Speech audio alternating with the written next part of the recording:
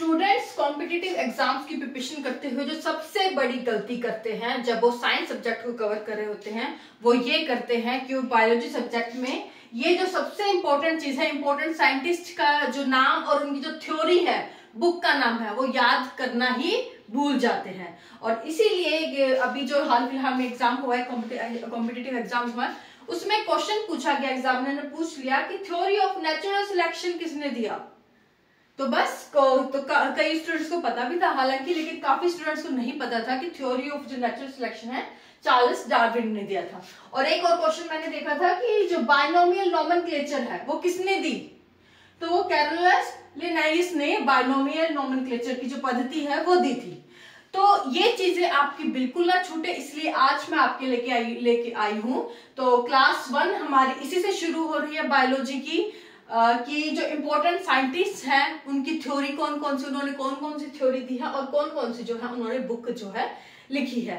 तो वीडियो को एंड तक जरूर देखिएगा क्योंकि मेरी वीडियो में एक एक चीज बहुत इंपॉर्टेंट होने वाली है, तो किसी भी पॉइंट को मिस मत करेगा। और चैनल पर अगर नए हैं तो सब्सक्राइब कर ले ताकि मेरी वीडियो जब भी आए आपको नोटिफिकेशन मिल जाए, और लाइक जरूर कर दे ताकि हमें भी मोटिवेशन थोड़ा मिले। और चलिए स्टार्ट करते हैं। सबसे पहले तो यहाँ पे मैंने 6 साइंटिस्ट की लिखी है कि ये सारे इंपॉर्टेंट है। सबसे पहली बात, एक भी साइंटिस्ट की जो थ्योरी है और बुक है आपको एक एक चीज याद होनी चाहिए, क्योंकि अगर एक भी मिस कर दिया तो क्या पता वहीं से एग्जामिनर क्वेश्चन पूछ ले। तो पहले जो हमारे साइंटिस्ट है वो है लेमार्क। तो लेमार्क ने थ्योरी दी थी आपकी law of inheritance of acquired characteristics. इन्होंने जो बुक लिखी है, इसे हिंदी में हम थ्योरी को क्या कहते हैं, उपार्जित लक्षणों की वंशागति का सिद्धांत।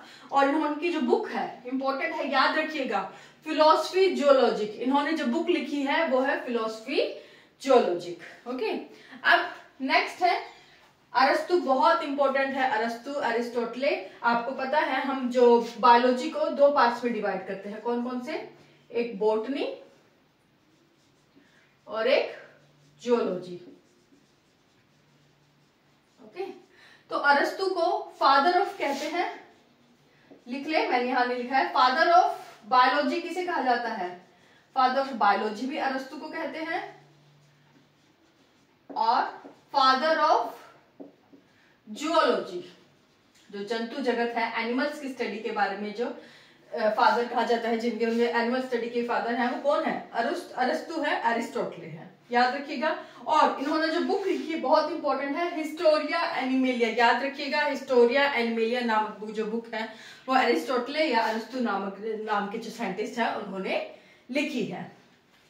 Next Theophrastus. थियोफ्रेस्टस को हम कहते हैं father of botany, father of botany. यहाँ मैंने बताया है आपको, पहले शुरू बता दिया है कि जो आपकी बायोलॉजी है 2 पार्ट्स में डिवाइड होती है ब्रॉडली, आपके बॉटनी और जियोलॉजी। इसमें फादर ऑफ बॉटनी थियोफ्रेस्टस है, फादर ऑफ जियोलॉजी आपके अरस्तु है। ओके, और इन्होंने जो बुक लिखी है वो प्लांट्स के बारे में होगी। फादर ऑफ बॉटनी है तो ऑफकोर्स प्लांट्स के बारे में ही लिखेंगे, जिसमें बॉटनी में क्या होता है, प्लांट्स की जो स्टडी की जाती है, प्लांट्स के कैरेक्टरिस्टिक्स के बारे में इन्होंने बताया है। तो हिस्टोरिया प्लांटेरम नामक बुक में। तो एक एक चीज इंपॉर्टेंट है, मैं फालतू बात कोई नहीं कर रही हूँ, तो ध्यान से एक एक चीज को नोट करते चलिएगा, इंपॉर्टेंट हो सकती है आपके एग्जामिनेशन पॉइंट ऑफ व्यू से। नेक्स्ट है चार्ल्स डार्विन। चार्ल्स डार्विन, इन्हें कहा जाता है फादर ऑफ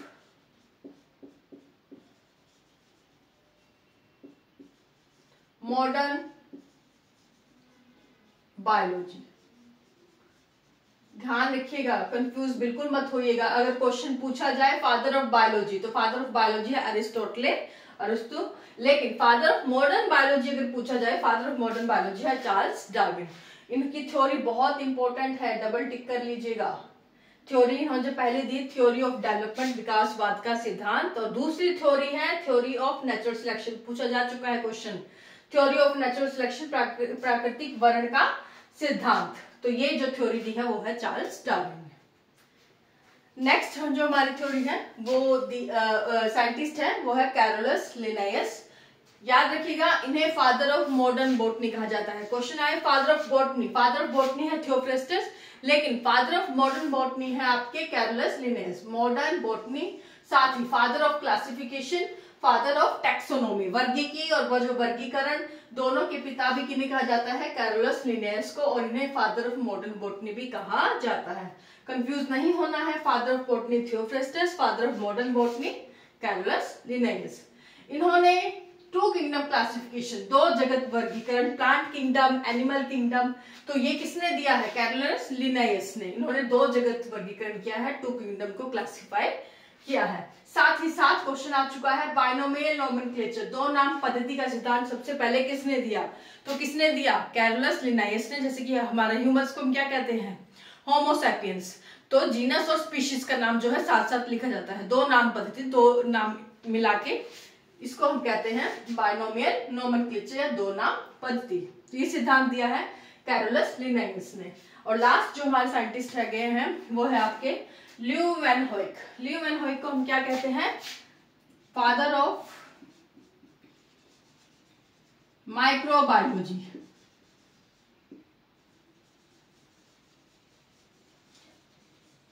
सूक्ष्म जगत के जो पितामह कौन है, ल्यूवेनहोइक है, फादर ऑफ माइक्रोबायोलॉजी। और इंपॉर्टेंट है डिस्कवरी ऑफ आरबीसी, आरबीसी की डिस्कवरी किसने की, लाल रक्त कोशिकाओं की डिस्कवरी किसने की, आपके ल्यूवेनहोइक ने। फादर ऑफ बैक्टीरिया, जीवाणुओं की खोज किसने की, ल्यूवेनहोइक ने। फादर नहीं बोल रही हूँ, सॉरी गलती से मेरे फादर चल रहा है। Discovery of RBC Leeuwenhoek, discovery of bacteria, father of bacteria, funny ना, चलिए कोई बात नहीं। तो डिस्कवरी ऑफ बैक्टीरिया किसने की, जीवाणु की खोज किसने की, ल्यूवेनहोइक ने। Discovery of living cell, dead cell की बात नहीं कर रही हूं मैं यहाँ पे, डिस्कवरी ऑफ लिविंग सेल, तो जीवित कोशिका की खोज ल्यूवेनहोइक ने। और इंपॉर्टेंट है इसलिए मैंने यहाँ पे सन भी लिखा है, याद रखिएगा, क्वेश्चन आ चुका है, कौन से साल में किया है, तो 1674। तो यहाँ पे मैंने यहीं पर इसका ईयर भी लिखा है क्योंकि ये चीज इंपॉर्टेंट है, इसलिए मैंने ईयर साथ में यहाँ पे लिख दिया है आपके। तो 1674 में ल्यूवेनहोइक ने लिविंग सेल में जो है आपके सेल जो डिस्कवरी की, लिविंग सेल की। ओके, नेक्स्ट है डिस्कवरी ऑफ स्पर्म सेल, शुक्राणु कोशिका की खोज किसने की, ल्यूवेनहोइक ने। तो ये सारे जो फैक्ट्स हैं इंपॉर्टेंट है। तो अब आप कहेंगे, कहने को तो ये जो टॉपिक था वो था इंपॉर्टेंट साइंटिस्ट के ऊपर, लेकिन इसके साथ साथ आपकी कितनी चीजें कवर हो गई। देखो, सबसे पहले हमने कवर किए कि थ्योरीज, इन्होंने कौन कौन सी थ्योरीज दी, उसके बाद कौन कौन सी बुक दी, दो चीजें कवर हुई। तीसरा चीज की जो इन्हें क्या कहा जाता है, father of botany, father of geology, father of modern botany, तीन चीजें कवर हुई। चौथी चीज हमारी जो कवर हुई वो ये हुई कि इन्होंने कौन कौन सी खोज की, जैसे कि ल्यूवेनहोइक ने देखा हमने, इन्होंने क्या किया, डिस्कवरी ऑफ आरबीसी की, डिस्कवरी ऑफ लिविंग सेल की, डिस्कवरी ऑफ स्पर्म सेल्स की। तो ये सारी चीजें जो है हमने आज की वीडियो में कवर की है। आई होप आपको टॉपिक भी अच्छा लगा होगा। और ये चीजें मुझे नहीं लगता कि ज्यादा स्टूडेंट्स किसी भी कॉम्पिटिटिव एग्जाम्स की तैयारी करते समय इन चीजों का ध्यान रखते हैं कि कौन से साइंटिस्ट ने जो है कौन सी थ्योरी या बुक दी है। वैसे तो सभी साइंटिस्ट की थ्योरी और बुक याद करना डिफिकल्ट है, इसलिए यहाँ पे सिर्फ सिलेक्टिव जो साइंटिस्ट है, सिर्फ 6 साइंटिस्ट मैंने लिखे हैं जो कि इम्पोर्टेंट भी है, इसलिए टॉपिक का नाम भी है इम्पोर्टेंट साइंटिस्ट। इन साइंटिस्ट को आपको बिल्कुल नहीं छोड़ना है, इनकी कौन सी बुक लिखी गई है, कौन सी थ्योरी है, क्या इन्होंने डिस्कवरी की, ये सब चीजें आपको याद होनी चाहिए। आज के लिए बस इतना ही। Thank you so much. Channel पर नए हैं तो लाइक शेयर सब्सक्राइब जरूर कर दें और कमेंट करके हमें जरूर बताएं कि आपको हमारी वीडियो कैसी लगी। Thank you so much.